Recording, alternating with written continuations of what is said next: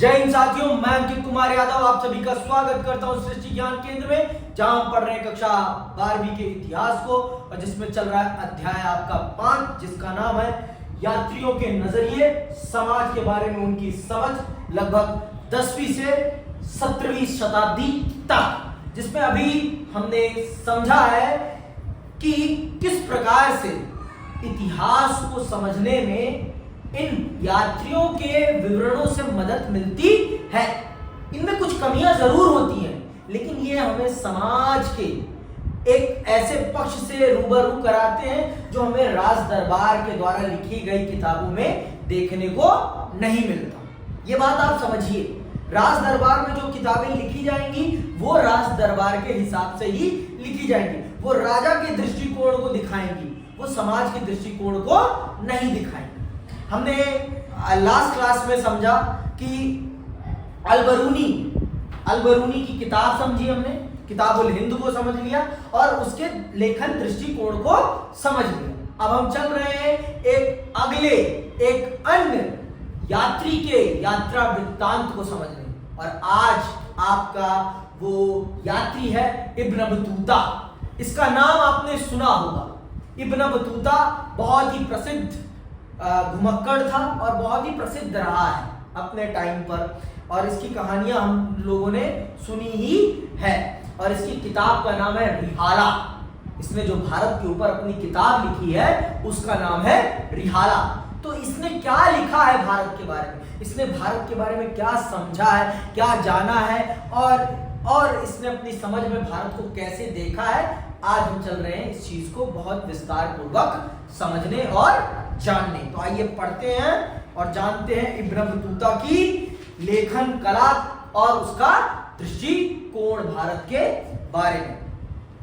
14वीं शताब्दी में भारत आने वाले यात्रियों में मोरक्को के यात्री इब्न बतूता का महत्वपूर्ण स्थान है। तो ये कहां से आया है? मोरक्को से। ये अंडरलाइन करने वाली बात है कि ये कहां से आया है? मोरक्को से। ठीक है।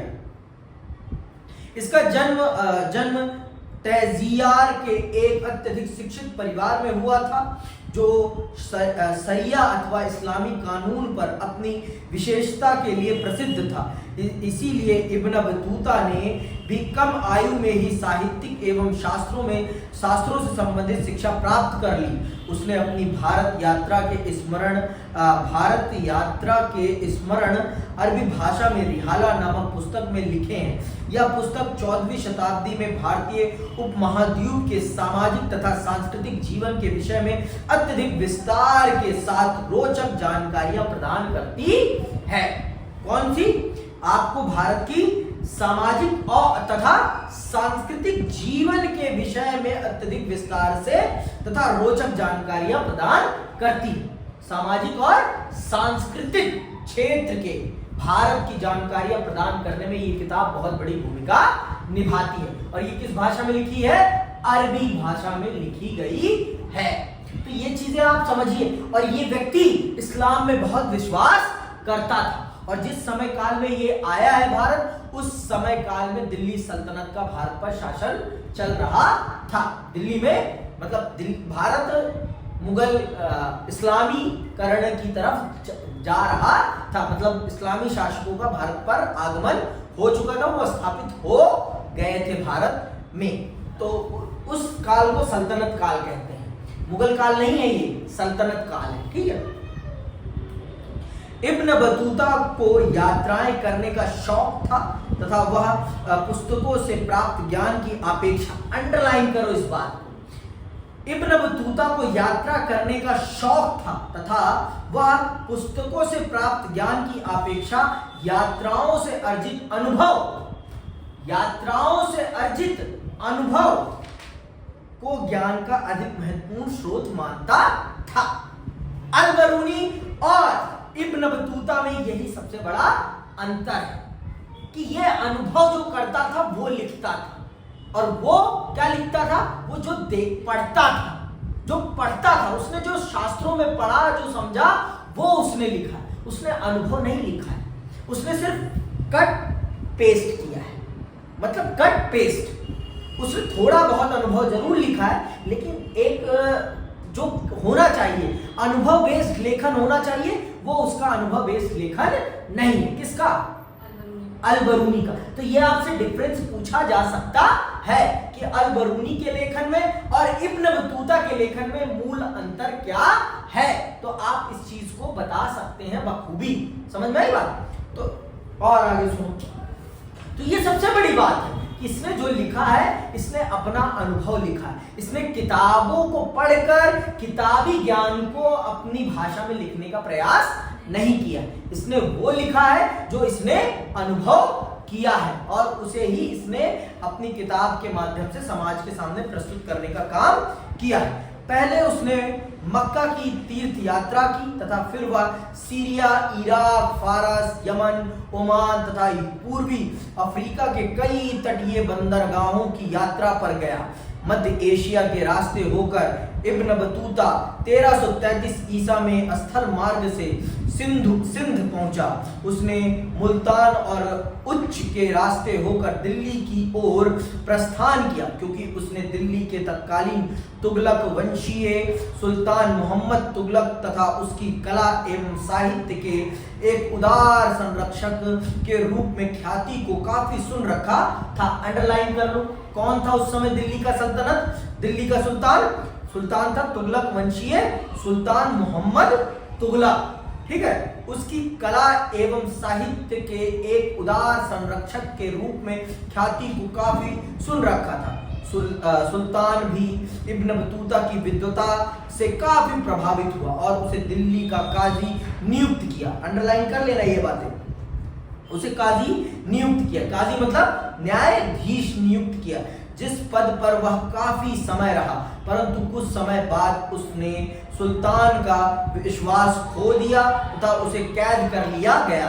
यह भी कहा जाता है कि अत्यधिक फिजूल खर्ची के कारण वह अत्यधिक ऋण के बोझ से दब गया था, जिस कारण सुल्तान उससे रुष्ट हो गया था।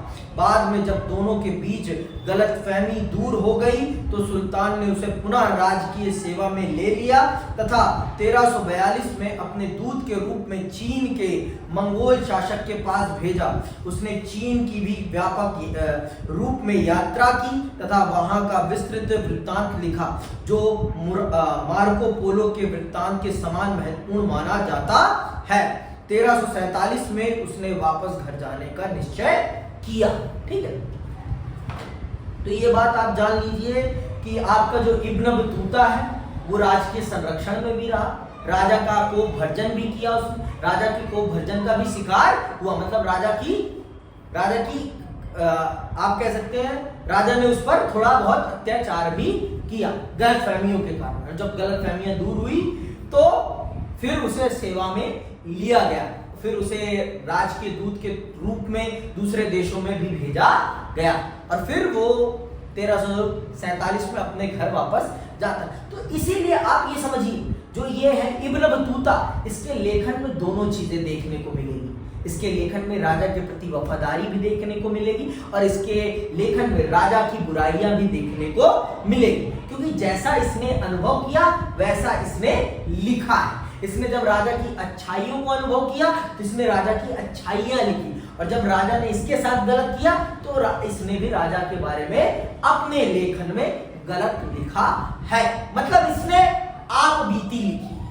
आप ये कह सकते हैं इसने आप बीती लिखी है, जो इस पर बीती वो उसने अपने वृत्तांत में लिख दिया है। राजा के संबंध में तो खास कर राजा से संबंधित बातों में तो इसने ये चीजें स्पष्ट तौर पर दिखाई है कि उसके साथ राजा ने जैसा व्यवहार किया उसने भी राजा के साथ वैसा ही व्यवहार किया है अपने लेखन में। ठीक, इब्न बतूता के वृत्तांत की कुछ त्रुटियां, कुछ कमियां हैं इब्न बतूता के वृत्तांत में। वो क्या है सुनिएगा। इब्न बतूता ने प्रत्येक घटना को बड़े ध्यान से देखा तथा जिस भी व्यक्ति के वह संपर्क में आया उसको परखा। जिस भी नवीन संस्कृतियों, व्यक्तियों, आस्थाओं, मान्यताओं आदि के संपर्क में वह आया उनके विषय में अपने मत को सावधानी तथा कुशलता पूर्वक व्यक्त किया है। उसके वृत्तांत की विश्वसनीयता की अधिकांश विद्वानों ने पुष्टि की है तथा उसके वर्णन की कई बातें बरनी के वृत्तांत की पुष्टि करती हैं तथा कई बातें बरनी के वृत्तांत की पूरक हैं, परंतु इसके साथ ही उसके वृत्तांत में कुछ त्रुटियां भी थी। उदाहरणार्थ उसने जिन घटनाओं को देखा उन्हें प्रतिदिन लिखने के बजाय वापस अपने देश लौटकर स्मृति के आधार पर अंकित किया। समझो, इसने अपनी स्मृति के आधार पर अपनी पूरी किताब का निर्माण किया है। इसने दिन प्रतिदिन चीजों को नहीं लिखा। तो भाई स्वाभाविक है, व्यक्ति है, इंसान है, भूलना इंसान की प्रवृत्ति है। तो ये बहुत सारी चीजों को जरूर भूल गया होगा, बहुत सारी चीजों को इसने मिस आउट जरूर किया होगा।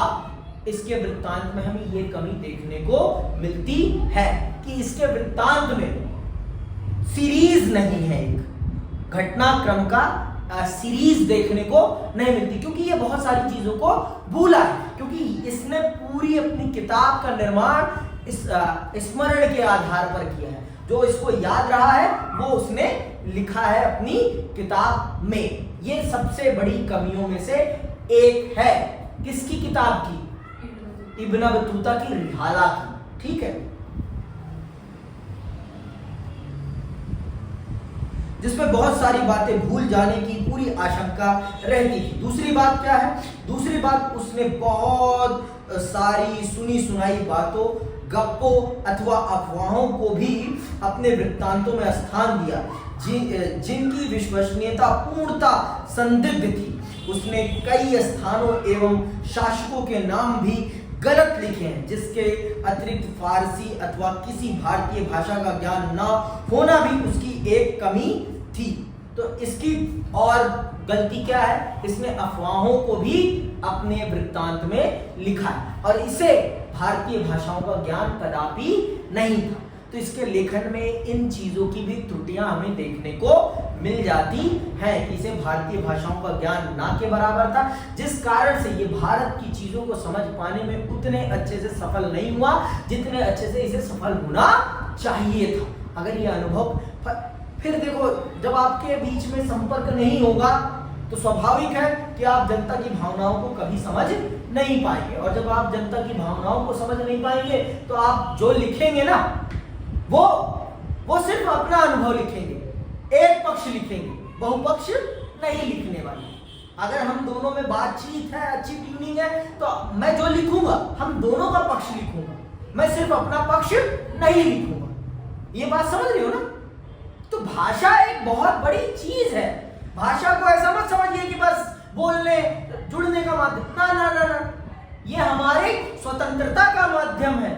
ये हमें इस जीवन में जीने का तरीका सिखाती है, और अगर आपने अपनी भाषा की कदर नहीं करी तो आपने अपनी कदर नहीं करी, अपनी पर्सनली अपनी कदर नहीं करी आपने। ये बात आप समझिए, इस बात को आप समझिए। और अगर आप इस बात को नहीं समझ रहे हैं, आपसे बड़ा इस धरा पे और कोई मूर्ख नहीं हो सकता। जय हिंद, जय भारत, है ना? आगे सुनो।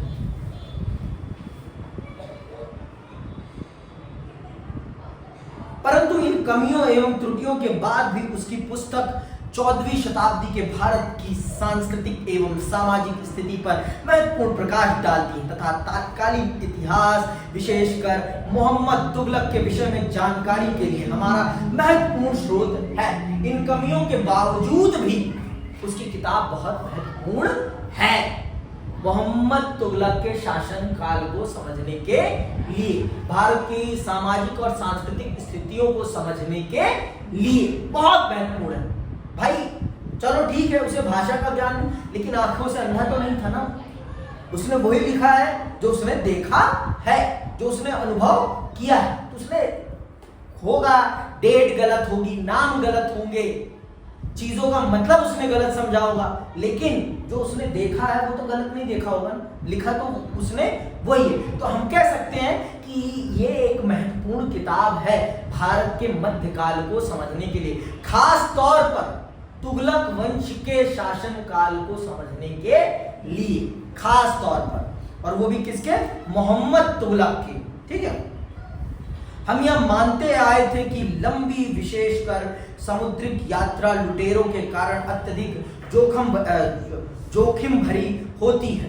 इब्न बतूता ने भी यात्राओं की असुरक्षा की ओर संकेत किया है, क्योंकि उसने भी कई बार डाकुओं के समूहों द्वारा किए गए आक्रमण झेले थे।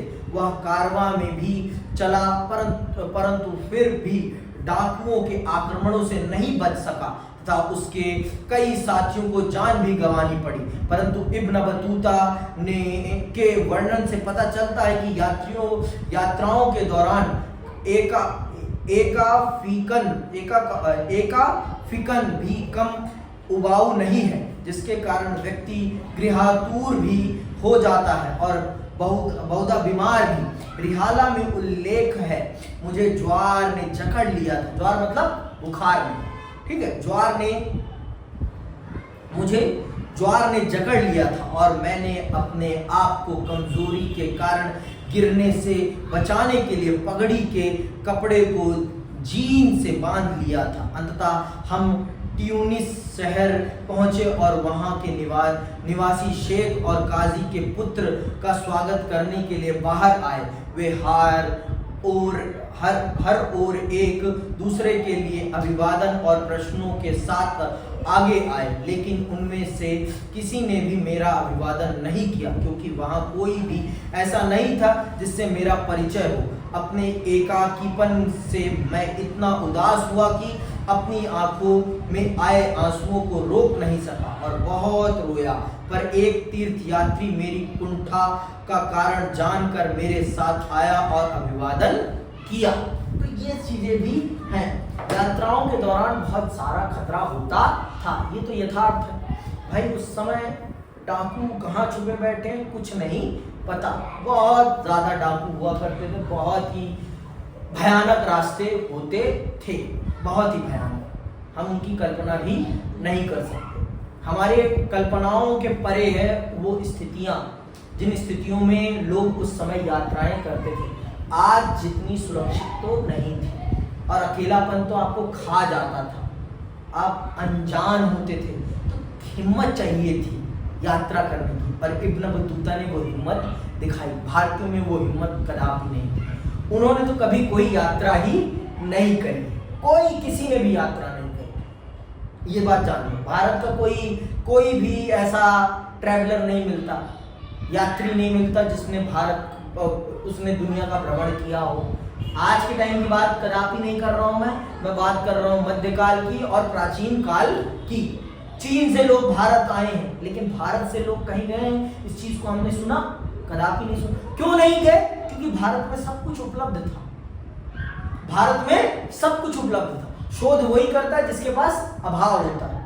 अभाव ही शोध का प्रमुख कारण बनता है, और जहां पर सारी सुख सुविधाएं उपलब्ध हो वहां फिर शोध नहीं होता। हमारे देश में इसीलिए रिसर्च नहीं हुई है इतनी। ठीक है, और जब नहीं थी चीजें तो हमने भी शोध खूब किया। ठीक, शहरों एवं बाजारों का वर्णन। शहरों और बाजारों के बारे में वो क्या कहता है सुनिएगा ध्यान से। इब्न बतूता ने भारत के विभिन्न शहरों का वर्णन किया है जो साधन एवं अवसरों से परिपूर्ण है। उसके वर्णन से पता चलता है कि अधिकांश शहरों में भीड़ भाड़ वाली सड़कें तथा चमक दमक वाले तथा रंगीन बाजार थे, जो विविध प्रकार की वस्तुओं से भरे रहते थे। उसने लिखा है कि उपमहाद्वीप के शहर उन लोगों के लिए व्यापक अवसर प्रदान करते हैं जिनके पास साधन एवं कौशल के तथा पर्याप्त इच्छा भी है। वह दिल्ली को विशाल आबादी वाला एक बड़ा शहर मानता है तथा भारत में सबसे बड़ा बताता है। उसने लिखा है कि दौलताबाद, आज का महाराष्ट्र, दौलताबाद भी कम नहीं था तथा आकार में दिल्ली को चुनौती देता था। दिल्ली का वर्णन उसने इस प्रकार किया है। दिल्ली बड़े क्षेत्र में फैला घनी जनसंख्या वाला शहर के चारों ओर बनी प्राचीर अतुलनीय है। दीवार की चौड़ाई 11 हाथ है और इसके भीतर रात्रि के पहरेदार तथा द्वारपालों के कक्ष हैं। प्राचीरों के अंदर खाद्य सामग्री, हथियार, बारूद, प्रक्षेपास्त्र तथा घेरेबंदी में काम आने वाली मशीनों के संग्रह के लिए भंडार गृह बने हुए थे। प्राचीर के भीतरी भाग में घुड़सवार तथा पैदल सैनिक शहर के एक से दूसरे छोर तक आते जाते हैं।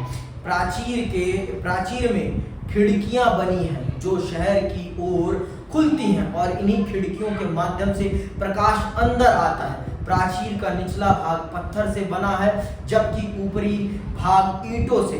इसमें एक दूसरे के पास बनी कई मीनारें हैं। इस शहर के 28 द्वार हैं जिन्हें दरवाजा कहा जाता है और इनमें से बदायूं दरवाजा सबसे विशाल है। मांडवी दरवाजे के भीतर एक अनाज मंडी है। गुल दरवाजे की बगल में एक फलों का बगीचा है।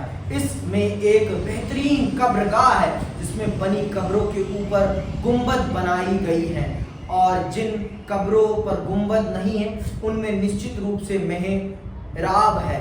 कब्रगाह में कंदा, कार, चमेली तथा जंगली गुलाब जैसे फूल उगाए जाते हैं और फूल सभी मौसमों में खिले रहते हैं। तो ये दिल्ली का उसने वर्णन किया है अपने शब्दों में। मतलब दिल्ली घनी आबादी वाला शहर है और इमारत अप्रतिम बनी हुई है, पूरा घेरा है और दरवाजे हैं, सब कुछ। मतलब उसने जो देखा है वो उसने अपने वृत्तांत में लिखा है और ऐसा लेखन हमने अल-बरूनी में कदापि नहीं देखा। उसने सिर्फ किताबों के माध्यम से जो भारत को समझा वो उसने अपने वृत्तांत में लिखा है। ये मूल अंतर है दोनों के लेखन में। दोनों के लेखन में मुझे सबसे बड़ा अंतर यही दिखाई पड़ता है जो कि बताता है कि किसका वृत्तांत ज्यादा सटीक होगा। कौन है जिसने बहुत बेहतरीन तरीके से भारत के बारे में समझा होगा और लिखा होगा। और ये शासन पद्धति में भी सम्मिलित रहा, तो मैं कह सकता हूं कि इसके लेखन पर शासन पद्धति का भी प्रभाव देखने को मिलता है। देखो, जो शासन से जुड़ेगा वो शासन की ज्यादा बुराई तो कदापि नहीं करेगा जब तक शासन उसके साथ बुरा नहीं करता है, और जब शासन उसके साथ बुरा करेगा तो वो शासन के बारे में भी बुरा लिखेगा। तो इस शब्द के माध्यम से मैंने दोनों बातें आपको समझा दी कि उसके साथ जब शासन ने बुरा किया तो उसने शासन के खिलाफ लिखा और जब तक शासन ने उसके साथ अच्छा किया अच्छा है। इब्न बतूता ने शहरों की विशालता, समृद्धि एवं महत्व के साथ साथ बाजारों के विषय में भी वर्णन किया है। उसके वर्णन से पता चलता है कि अधिकांश बाजारों में एक मस्जिद तथा मंदिर होता था, जिनमें से कुछ में तो नर्तकों, संगीतकारों एवं गायकों के सार्वजनिक प्रदर्शन के लिए स्थान भी चिन्हित थे। इससे इस बात का आभास होता है कि उस समय बाजार मात्र आर्थिक विनिमय के साधन ही नहीं थे, वरन वे सामाजिक एवं आर्थिक के साथ साथ सांस्कृतिक गतिविधियों के भी केंद्र थे। तो ये कहता है कि बाजार उस समय सिर्फ आर्थिक गतिविधियों के केंद्र मात्र नहीं थे, बाजार उस समय सामाजिक और सांस्कृतिक गतिविधियों के भी केंद्र थे। अब दास प्रथा पर इसने क्या लिखा है, इसने भारत में दास प्रथा कैसी देखी और उस पर इसका क्या वर्णन है, ये भी जान लेते हैं और समझ लेते हैं। इब्न बतूता के वर्णन हमें तात्कालीन सामाजिक स्थिति, रीति रिवाजों, सामाजिक कुरीतियों तथा लोगों के रहन सहन के विषय में पर्याप्त जानकारी प्रदान करते हैं। उसने लिखा है कि भारत में दास प्रथा का काफी प्रचलन था तथा सुल्तान के अतिरिक्त बड़े बड़े अमीरों एवं सरदारों द्वारा लड़के एवं लड़कियों को दास बनाकर रखना एक रिवाज बन गया था। उसने कई स्थान पर लिखा है कि दास भी अन्य वस्तुओं की तरह बाजार में खुले आम बेचे भी जाते थे तथा नियमित रूप से भेंट स्वरूप दिए भी जाते थे। उसने लिखा है कि नसरुद्दीन नामक धर्मोपदेशक के प्रवचन से प्रसन्न होकर मोहम्मद तुगलक ने उसे 1,00,000 टके तथा 200 दास दिए। उसने लिखा है कि जब वह सिंध पहुंचा तो उसने सुल्तान मोहम्मद तुगलक के लिए भेंट स्वरूप घोड़े, ऊंट एवं दास खरीदे। जब वह मुल्तान पहुंचा तो उसने गवर्नर को किसमिस एवं बादाम के साथ एक दास एवं घोड़ा भी भेंट के रूप में दिए। तो ये आप देखिए और जानिए कि दास प्रथा भारत में विद्यमान थी बहुत बड़े स्तर पर, और सामाजिक कानून में उनका भरपूर प्रयोग किया जाता है। देखो अब दास है तो दास ही रहेंगे, उनका शोषण दबाकर किया जाएगा, उनको घर परिवार के सदस्य के तौर पर तो नहीं रखा जाएगा, साफ सीधी बात है। दास को दास ही रखा जाएगा और उनका शोषण, और दोनों खरीदे जाते थे, लड़कियां भी खरीदी जाती थी और लड़के भी खरीदे जाते थे, और दोनों का शोषण किया जाता था। उल्टा कर दो फोन, दोनों का शोषण किया जाता था, ये स्वाभाविक, ये मुझे बताने की कोई जरूरत नहीं कि शोषण कैसे ही होता है, ठीक है। तो आप ये कह तो इसने भी राजा को प्रसन्न करने के लिए घोड़े खरीदे, दास खरीदे, सब कुछ खरीदा, क्योंकि खाली हाथ जाना दरबार में स्वीकार्य नहीं था। दरबार में अगर आप खाली हाथ गए तो आप भी खाली ही लौट जाओगे, आपका पहुंचना ही असंभव है, दरबार था, ठीक है। इब्न बतूता ने लिखा है कि दासों को सामान्यतः घरेलू श्रम के लिए भी इस्तेमाल किया जाता था। उसे पालकी या ढोले में पुरुषों एवं महिलाओं को ले जाने में दासों की सबसे अधिक आवश्यकता एवं उपयोगिता लगी। उसके विवरण से पता चलता है कि दासों में काफी विभेद था। उसने यह भी लिखा है कि दासों की कीमत विशेष रूप से उन दासियों की जिनकी जरूरत घरेलू श्रम में पड़ती थी बहुत कम होती थी, इसीलिए जिनकी भी सामर्थ्य थी वे परिवार कम से कम 1 या 2 को तो रखते ही थे। उसके विवरण से ये भी पता चलता है कि सुल्तान अपने अमीरों पर नजर रखने के लिए भी दासियों को नियुक्त करता था। संभवतः वे वही कार्य करती होंगी जो मौर्य युग में स्त्री गुप्तचर किया करती थी। दास दासियों के संबंध में एक महत्वपूर्ण बात यह भी है कि बहुत सारे दास दासियां बहुत योग्य तथा होनहार होते थे, जो अपनी योग्यता एवं कुशलता के कारण बहुत ऊंचे पदों तक भी पहुंच जाते थे। उदाहरण के लिए इल्तुतमिश एवं बलबन, जो मूलतः दास होते हुए भी अपनी योग्यता के कारण सुल्तान पद तक पहुंचे। इब्न बतूता ने भी लिखा है कि सुल्तान मोहम्मद तुगलक की सेना में कार्यरत कुछ दासियां संगीत एवं गायन में निपुण थी एवं राजकीय उत्सवों एवं शादी आदि के अवसरों पर अपने प्रदर्शन से सबका मनोरंजन करती थी। देखो जिसमें योग्यता होगी उसको तो कोई माइकल लाल रोक नहीं सकता। जिसके अंदर क्षमता, प्रतिभा और योग्यता है, उसकी योग्यता अपने आप दिख जाती है, और जिसे योग्यता परखनी आती है, जिसे योग्यता संवारनी आती है, वो उसे उसमें से बाहर निकाल कर उसे चमका ही देगा। कोयले में से जोहरी क्या निकाल लेता है? हीरा। वही बात है। तो जो जोहरी होगा, जिसके परख होगी हीरे की, वो दासों में से भी अपने काम का व्यक्ति निकाल लेगा। तो ऐसे ही बहुत से योग्य दास भी बहुत आगे बढ़े, ठीक है। अब आते हैं सती प्रथा, भारत की सबसे बड़ी कुरीति, जिसमें एक महिला को जिंदा जला दिया जाता है उसके पति की मृत्यु के बाद। ये बहुत बड़ी कुरीति है। देखो स्व इच्छा से अपनी जान देना अलग बात है, जबरदस्ती मृत पति के शव पर उसे बिठाकर जला देना एक अलग बात है। जौहर अलग चीज है, सती प्रथा अलग चीज है। जौहर अलग कॉन्सेप्ट है, सती प्रथा अलग कॉन्सेप्ट है। जौहर में महिलाएं अपनी पवित्रता को बचाने के लिए स्व इच्छा से कूदती हैं, लेकिन यहाँ पर जबरदस्ती बिठाया जाता है। 80 साल के बुढ़े के मरने पर 16 साल की लड़की को जला दिया जाना कहाँ से उचित है? उसने अपने जीवन का पहला क्षण भी नहीं जिया है, समझ गई बात। और ये अमेर विवाह बहुत बड़ी दिक्कत रहा है भारत का, बहुत बड़ी दिक्कत। सुनो, इब्न बतूता ने तत्कालीन हिंदू समाज में सती प्रथा के व्यापक प्रचलन का भी उल्लेख किया है। उसने लिखा है कि चिल्लाती हुई विधवा स्त्री को धक्के देकर चिता में ढकेल दिया जाता था।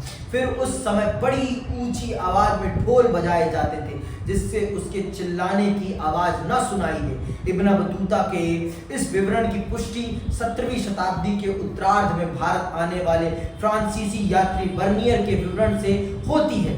जिसने सती प्रथा का विस्तृत वर्णन किया है और लिखा है कि यद्यपि कुछ स्त्रियां तो प्रसन्नता से मृत्यु को गले लगा लेती थी, जबकि अन्य को मरने के लिए बाध्य किया जाता था। देखो, जब अगर 70 साल का बुढ़ा है और 60 साल की महिला है तो वो खुशी खुशी मर जाएगी, लेकिन 50 साल का व्यक्ति और उसके साथ 25 साल की लड़की, 25 साल की तो लड़की ही है ना, उसने अपने जीवन का अभी एक क्षण जिया है, एक क्वार्टर ही तो जिया है, क्या जिया उसने? मैं मानता हूँ 100 साल का जीवन है, तो उसने भी जिया कितना है? और उसे जिंदा जला दिया जाना कहाँ से उचित है? मेरे धर्म में कुरीतियां थी, बहुत बड़े स्तर पर थी, आज भी हैं, और इन्हें दूर करना हम सबकी बड़ी जिम्मेदारी है। इस चीज का वर्णन इसने किया, इब्न बतूता अल-बरूनी ने नहीं किया, तब भी थी, लेकिन कह रहा हूं ना मैं, उसके ऊपर ब्राह्मणवाद हावी था। समझ में आई बात? और ब्राह्मणवाद में स्त्रियों को सिर्फ एक घरेलू वस्तु ही समझा जाता है। मनुस्मृति पढ़िए आप, आपको खुद पता चल जाएगा, मुझे बताने की जरूरत नहीं। कृषि एवं वाणिज्य, भारत में उस समय कृषि और व्यापार की क्या स्थिति थी, इस पर क्या कहता है आपका इब्न बतूता, ये भी जान लेते हैं। इब्न बतूता ने अपने वृत्तांत में कृषि एवं वाणिज्य के संबंध में भी सीमित परंतु महत्वपूर्ण जानकारी प्रदान की। उसने मिट्टी की उर्वरता को भारतीय कृषि के अत्यधिक उत्पादनकारी होने का महत्वपूर्ण कारण बताया है। इसी कारण कृषक के लिए वर्ष में 2 फसलें उगाना संभव हो पाता था। उसने महीन मलमल की अत्यधिक प्रशंसा की है, परंतु साथ ही यह भी लिखा है कि वह इतनी महंगी है कि उसे केवल धनाढ्य तथा अमीर वर्ग के लोग ही पहन सकते हैं। उसने लिखा है कि भारतीय माल की मध्य तथा दक्षिण पूर्व एशिया दोनों में अत्यधिक मांग थी, जिससे शिल्पकारों तथा व्यापारियों को भारी मुनाफा होता था। भारतीय कपड़ों, विशेष रूप से सूती कपड़ा, महीन मलमल, रेशम, जरी तथा साटन की अत्यधिक मांग थी। इब्न बतूता ने एक महत्वपूर्ण तथ्य की ओर संकेत किया है कि उपमहाद्वीप व्यापार तथा वाणिज्य के माध्यम से एशियाई तंत्रों से भली भांति जुड़ा हुआ था। तो ये सारी चीजें भी उसने लिखी है कि भारत की जमीन बहुत उर्वर थी और भारत में हर प्रकार की फसलें उगती थी। सोना इसीलिए तो भारत की धरती को ये देश है वीर जवानों का, अलबेलों का, मस्तानों का, इस देश का यारों क्या कहना, ये देश है दुनिया का गहना, है इसलिए तो कह रहे हैं। कुछ अद्भुत वस्तुओं का वर्णन क्या करा है उसने, कौन कौन सी अद्भुत वस्तुएं देखी हैं भारत में, ये भी जान लेते हैं। विदेशी यात्रियों ने कुछ ऐसी वस्तुओं का भी उल्लेख किया जो हमारे लिए तो सामान्य सी है, परंतु उनके लिए उस युग में असामान्य, अद्भुत एवं कौतूहल उत्पन्न करने वाली थी। इनमें 2 वस्तुओं का उल्लेख इब्न बतूता ने किया है, जो है नारियल एवं पान। उसने नारियल के वृक्ष की समानता मानव सिर से की है, क्योंकि उसमें भी जैसे 2 आंखें तथा एक मुख है और अंदर का भाग हरा होने पर मस्तिष्क जैसा दिखता है। उसने यह भी लिखा है कि इसका रेशा बालों जैसा दिखाई पड़ता है, जिससे रस्सी बनाई जाती है तथा जिसके विभिन्न उपयोग होते हैं। इसी तरह उसने पान के वृक्ष की तुलना अंगूर की लता से की है तथा किस प्रकार सुपारी के टुकड़े के साथ इसे चबाया जाता है, इसका भी बड़ा स्पष्ट वर्णन किया है। हमारे लिए ये सामान्य है, लेकिन उसके लिए ये सामान्य नहीं था। ये दोनों ही चीजें सामान्य नहीं थी, ना नारियल और ना ही पान। तो ये आ सकता है 1 नंबर के प्रश्न में कि वो कौन सी 2 चीजें इब्न बतूता को बहुत अद्भुत लगी थी भारत में। तो एक है नारियल, दूसरा है पान। ठीक है। संचार व्यवस्था पे इसने क्या लिखा है ये भी जान लेते हैं कि भारत में उस समय संचार व्यवस्था, संचार मतलब आज के टाइम पे जो ये फोन है, इंटरनेट है, ये आज का संचार है। तो उस समय सूचनाओं के आदान प्रदान के लिए, एक दूसरे से बातचीत करने के लिए लोग क्या प्रयोग करते थे। जैसे आज आप इंस्टाग्राम यूज कर रहे हैं, स्नैपचैट यूज कर रहे हैं, व्हाट्सएप यूज कर रहे हैं, फेसबुक यूज कर रहे हैं, ट्विटर यूज कर रहे हैं, आप इन सब माध्यमों से एक दूसरे से गुफ्तगू कर रहे हैं। तो वैसे ही उस समय संचार का माध्यम क्या था? डाक भी है, मेल भी है, बहुत सारी चीजें आज के टाइम में। तो उस समय क्या थे संचार व्यवस्था, इसको भी इब्न बतूता ने बताने का प्रयास किया है। तो हम भी जान लेते हैं क्या बताया है इब्न बतूता ने। इब्न बतूता ने तत्कालीन डाक एवं संचार व्यवस्था का भी उल्लेख किया है, जो अत्यधिक व्यवस्थित एवं तीव्र थी। उसने लिखा है कि डाक प्रणाली इतनी कुशल थी कि जहां सिंध से दिल्ली की यात्रा में 50 दिन लगते थे, वहां महत्वपूर्ण खबरें तथा गुप्तचरों के समाचार सुल्तान एक मात्र 5 दिनों में पहुंच जाते थे। 50 दिन का समय सामान्य यात्रा में लगता, लेकिन सूचनाओं के आदान प्रदान में सिर्फ कितने दिन? 5 दिन। तो आप सोचो उस समय के हिसाब से संचार व्यवस्था कितनी सुदृढ़ रही होगी। तो कौन कौन सी थी ये भी जान लेते। वह इस डाक प्रणाली की कार्यकुशलता एवं प्रभावीपन को देखकर अत्यधिक चकित हुआ। इसे व्यापार को अत्यधिक प्रोत्साहन मिला तथा व्यापारियों के लिए लंबी दूरी तक सूचना तथा उधार भेजने के साथ साथ अल्प सूचना पर माल भेजना भी संभव हो गया। इब्न बतूता ने यह भी लिखा है कि व्यापार को प्रोत्साहन देने तथा उसे निरापादन बनाने के उद्देश्य से राज्य ने लगभग सभी व्यापारिक मार्गों पर सराय तथा विश्राम गृह स्थापित किए। इब्न बतूता ने डाक व्यवस्था का वर्णन इस प्रकार किया। भारत में 2 प्रकार, अंडरलाइन कर लो, भारत में 2 प्रकार की डाक व्यवस्था है। अश्व डाक व्यवस्था जिसे तलुक कहा जाता है, ये पूछा जाएगा आपसे, तुलुक कहा जाता है, ठीक है, उलुक सॉरी। अश्व डाक व्यवस्था जिसे उलुक कहा जाता है, ये आपसे पूछा जाएगा जरूर कि मुगल काल में या मध्यकाल में कौन सी डाक व्यवस्था सबसे ज्यादा प्रभावी थी। तो एक है आपकी अश्व डाक व्यवस्था जिसे उलुक कहा जाता है। हर 4 मील की दूरी पर स्थापित राजकीय घोड़ों द्वारा चलित होती है। पैदल डाक व्यवस्था के प्रति मील 3 अवस्थान होते हैं, इसे दावा कहा जाता है। पैदल डाक व्यवस्था थी, अश्व डाक व्यवस्था। पैदल डाक व्यवस्था को क्या कहा जाता था? दावा कहा जाता। और यह मील 1/3 होता है।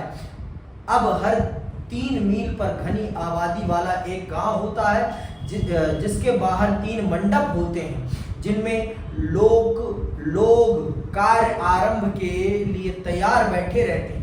उनमें से प्रत्येक के पास 2 हाथ लंबी एक छड़ी होती है, जिसके ऊपर तांबे की घंटियां लगी होती हैं। जब संदेशवाहक शहर से यात्रा आरंभ करता है तो एक हाथ में पत्र तथा दूसरे हाथ में घंटियों सहित छड़ लिए वह क्षमता अनुसार तेज भागता है। जब मंडप में बैठे लोग घंटियों की आवाज सुनते हैं तो वे तैयार हो जाते हैं। जैसे ही संदेशवाहक उनके पास पहुंचता है, उनमें से एक उससे पत्र लेता है और वह छड़ हिलाते हुए पूरी ताकत से दौड़ता है। जब तक वह अगले दाव तक नहीं पहुंच जाता, पत्र के अपने गंतव्य स्थान तक पहुंचने तक यही प्रक्रिया चलती रहती है। यह पैदल डाक व्यवस्था अश्व डाक व्यवस्था से अधिक तीव्र होती है और इसका प्रयोग अक्सर खुरासन के फलों के परिवहन के लिए होता है, जिसे भारत में बहुत पसंद किया जाता है। अश्व डाक व्यवस्था से तेज थी पैदल डाक व्यवस्था। समझ में आई बात? तो और वो कैसे संचालित होती थी ये भी बता दिया है। किसने? आपके इब्न बतूता ने। अब आते हैं अगले विषय पर। इब्न बतूता के वृत्तांत का मूल्यांकन कितना बेहतर है, कितना अच्छा है, इस बात को भी जान लेते हैं कि इब्न बतूता ने जो बताया भारत के बारे में, उससे हमें भारत के बारे में सच में क्या क्या चीजें पता चलती है। क्या इसका वृत्तांत हमारे लिए महत्वपूर्ण है या नहीं, इस बात को भी हम बखूबी जान और समझ लेते हैं। हमने इब्न बतूता के वृत्तांत की कुछ त्रुटियों का उल्लेख किया था, जिनके कारण यह आवश्यक हो जाता है कि उसके वृत्तांतों का ऐतिहासिक स्रोत सामग्री के रूप में इस्तेमाल करते हुए हम कुछ सावधानियां बरतें। इसी संदर्भ में उल्लेखनीय है कि उसके द्वारा सुल्तान मोहम्मद तुगलक के संबंध में किया गया वर्णन भी कहीं कहीं असंगत तथा विरोधाभासी पूर्ण प्रतीत होता है। उदाहरणार्थ कहीं कहीं वह सुल्तान को अत्यधिक नम्र, न्याय प्रेमी एवं उदार बताता है एवं उसकी दयालुता की प्रशंसा करता है, परंतु कहीं कहीं वह उनके भयानक अत्याचारों का वर्णन करते हुए एक ऐसे व्यक्ति के रूप में चित्रित करता है जिसे व्यर्थ खून बहाने में आनंद की अनुभूति होती है। इस प्रकार उसने सुल्तान मोहम्मद तुगलक को एक विचित्रताओं के मिश्रण के रूप में चित्रित किया है जो झक्की एवं सनकी है। इस वर्णन के पीछे अधिकांश आधुनिक विद्वानों का विचार है कि संभवतः सुल्तान की कृपा से वंचित हो जाने के कारण इब्न बतूता ने इस प्रकार के विवरण लिखे होंगे। जो भी हो, इतना अवश्य कहा जा सकता है कि उसके विवरण सल्तनत कालीन इतिहास, विशेषकर मोहम्मद तुगलक के काल की घटनाओं की महत्वपूर्ण जानकारी प्रदान करते हैं। कुछ भी हो, उसने राजा का पक्ष विपक्ष दोनों लिखा है, लेकिन सल्तनत काल और खासकर मोहम्मद बिन तुगलक के शासन काल के समय में भारत की सामाजिक सांस्कृतिक स्थितियों को बताने में इब्न बतूता के वृत्तांत रिहाला की बहुत बड़ी भूमिका है। ये भारत के बारे में भारतीयों से अलग एक दृष्टिकोण को प्रस्तुत करने में बहुत बड़ी भूमिका निभाता है। तो आज के लिए बस इतना ही। इसी के साथ मैं विदा लेता हूं। जय हिंद, जय भारत।